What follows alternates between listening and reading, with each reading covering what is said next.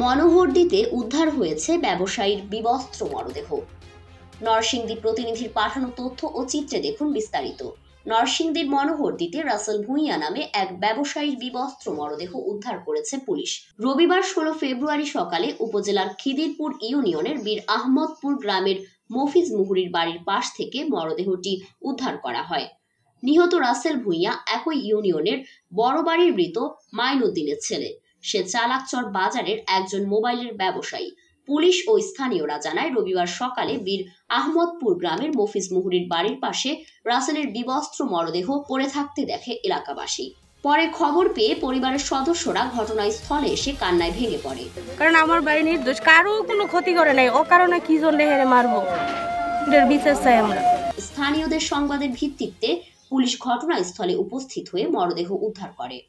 নিহতের স্ত্রী রোজিনা বলেন, সন্ধ্যায় তার মোবাইল মেরামত করে বাড়িতে দিয়ে যায়। গ্রামীণ সিমে কাজ করে না, নেট পায় না। গ্রামীণ সিমের নাম্বার আমার সবার আত্মীয় স্বজনের কাছে, কারো আমাকে কল দিতে পারতেছে না। আমিও কেউ সিমের মধ্যে কোনো নাম্বার না থাকার কারণে কল দিতে পারতেছি না। তা আমার বাবার বাড়ি নোয়াখালী, অনেক দূরে, তো সবাই চিন্তা করে আমি কল না দিলে। পরে এই পাশের বাড়ির কাকির মোবাইলে কালকে কল দিছে, হেরার ফোন দিয়ে জিগায় তোর মোবাইল বন্ধ কে, তো জামাইরাও কল দিয়ে ধরে না। পরে আমি কই আচ্ছা আমি ঠিক আছি মা, চিন্তা করেন না, আমার 9টা-10টার পরে আমার মোবাইল ঠিক হয়ে যাব, পরে আমি ইমুতে কল দিই আপনারে। এই কথা কই মাঠটা রাখতে দিয়া পরে হেরে ফোন দিছি জিগাইতাম যে মা যে এতগুলা কল দেয়, তুমি কল কেন ধরো না?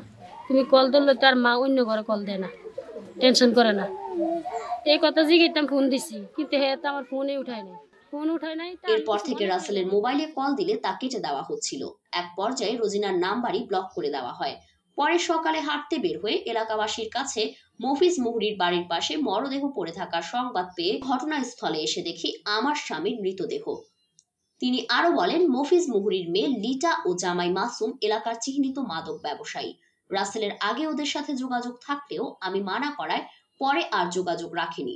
গতকাল সে ওদের বাসায় গেলে মেরে মরদেহ ফেলে রেখে তারা পালিয়ে গেছে। আমি আমার স্বামী হত্যার বিচার চাই।